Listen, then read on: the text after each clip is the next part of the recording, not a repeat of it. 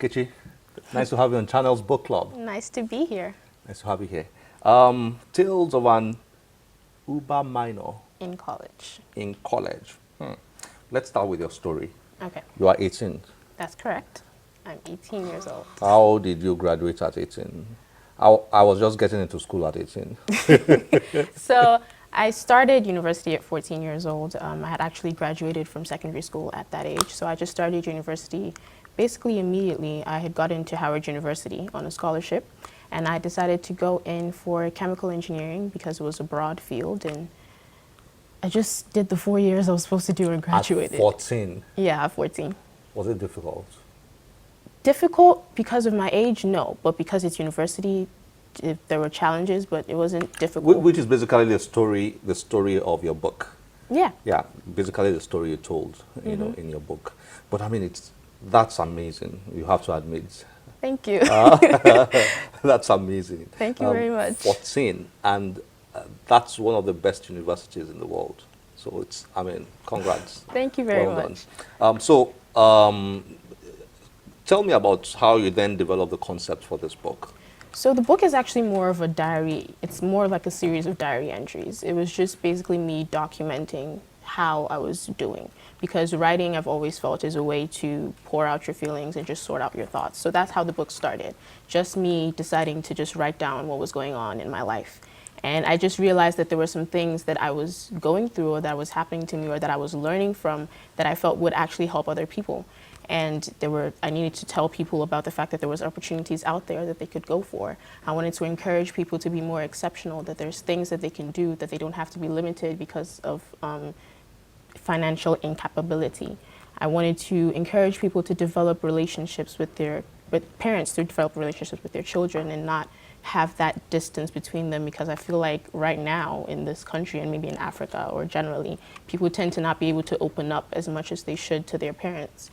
They are not able to discuss, like boys, they're not able to discuss things that they're going through. And I wanted to show that I had the kind of relationship with my mom where I could just call her up and talk about anything. I could call my mom and be like, oh, I saw this really nice looking guy today. I like the way he talks to me. I like it. That was the kind of things we could talk about. And I wanted to encourage people to have that kind of relationship, because it should be something you should talk about, because then you have somebody that you're accountable to, and you have somebody that you know that knows exactly what's going on.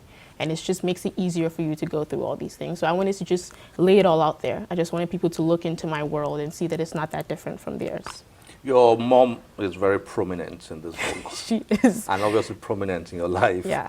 And to have gotten into the university at 14, she clearly played a major role. Both my parents played a major Tell me role, actually. a bit about that.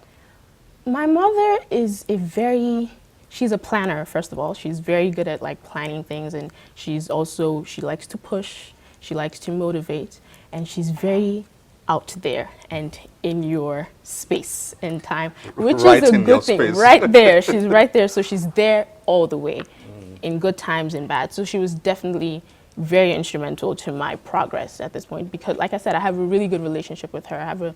I could call her at any time of the night. When I call my mom, it's actually quite funny the way she picks up. She's like, what's going on? That kind of thing. So we could gist about anything. So I don't know what she was thinking when she said I was going to go to college at 14, but I could see that she didn't seem to have any fears about it. So I just fed off of that confidence that she had, and I was able to do it. And that's how it worked. Let's explore Nkechi the writer a bit more. Okay. You started writing your diaries when? When did you publish this book? I published this, so this book actually got published this summer. It actually got, like, the print happened this summer. But I had started writing it, I think, December last year. I just sat down and I started to look over my life, and I just started to write things down. And well, actually, I can't even say it was last year, because sometimes things would happen that I would just feel like writing them down, and I would write them down. Before last year? Yeah, I would just write them down and send it to other people and just be like, this happened to me, and just write it down. And people would be like, oh, wow, you said it's so funny, like I can totally relate to that and things like that. So I now started intentionally collecting those things together, writing them down, bringing all the stories together, trying to put them in chronological order and things like that. And that was how the book came out. And that's how we got here. It was really just me pouring it out and deciding that this would help people, this would impact people's lives. And that's why I did the book. Is that indicative of a desire to write more going forward? I think it's definitely You're a a possibility. chemical engineer now. Yes. And you're about to start your PhD. In biomedical engineering. Ah, at 18. I'm actually starting in like 3 weeks. I'm really excited for that. Okay, so is that indicative of a desire to also be a writer? I mean, you could be a writer no matter what you do. Right. No matter Right. your So yeah, it's profession. definitely something I want to continue doing. I want to continue to write out things and then put things together. I want to continue to talk to people. I want to continue to inspire people. I wanted to go beyond just maybe even a book, maybe a blog, a vlog, like anything. I just want to pass messages Be a to lot more people. expressive Yes. through writings. Right. How about reading? You look like somebody who reads a lot of chemistry, chemical engineering stuff. And all. Well, Do you do any readings outside of those? Oh yeah, I do. Well, first of all, everybody I feel like should have read the Harry Potter books. That was definitely very instrumental. I read a lot of books. I don't really have a genre that's my favorite. I read anything that catches my eye. I just find reading, it definitely helps building my vocabulary. A lot of the things I've read actually shaped my thoughts on life. So I actually read quite a lot. I think it's in my family. My sister also reads quite a lot. We tend to share like books. Like she would read something that she found was interesting and she would tell me and I'll be like, okay, cool, I'll check that out. One of the things that if my sister wanted me to get anything for her, one thing I know would be getting a book for her, and she knows it's the same thing for me. So those are the kind of things we gift each other with, books. So. Okay, let me read something you wrote here. We are totally out of time now, but I'll just read a line here.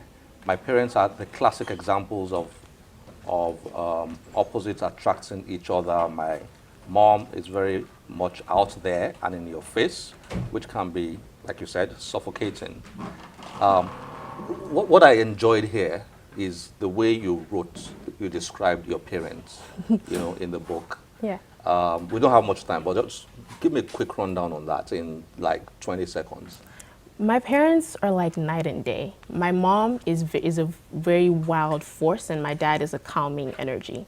So when my mom is like, wow, my dad is like, okay, let's bring it all back. So sometimes when my mom is kind of like a little bit too much, because as much as her in-your-faceness helps me, sometimes it can be much, and I run to my dad. And Nkechi, unfortunately, we are totally out of time. That's fine. Thank you very much for joining us on It was Channels great Book being Club. here. Nice to have you here. Nice to have you here as well. Bye.